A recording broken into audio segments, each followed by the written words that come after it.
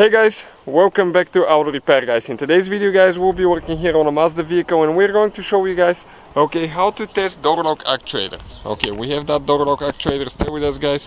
We will show you how to test it, how to know if it's good or it needs to be replaced.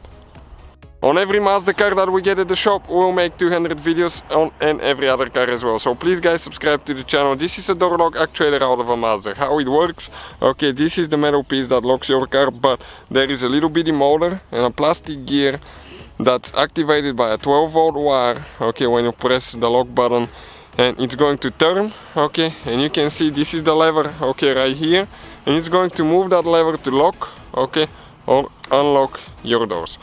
Now, if that motor is bad or the gear is cracked, it's not going to work. If the motor is burnt, it will not produce anything. If the gear is cracked, it's going to be skipping. So stay with us guys, we'll show you how to test it now. So we're going to go in the shop to get a 12-volt battery supply.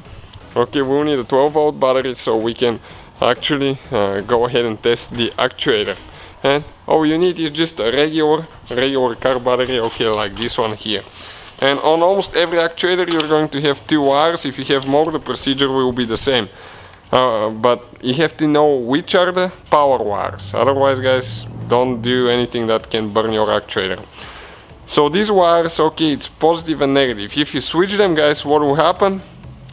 If you give 12-volt positive on the right wire, it's going to activate, let's say, and lock it. When you switch them, it's going to unlock it. So check it out now. Locks. Now if we flip the wires, unlocks. So check it out again. Unlocks, locks. So you can see it definitely works guys. That's how we test door lock actuators on Mazda. Thank you for watching and see you guys next time.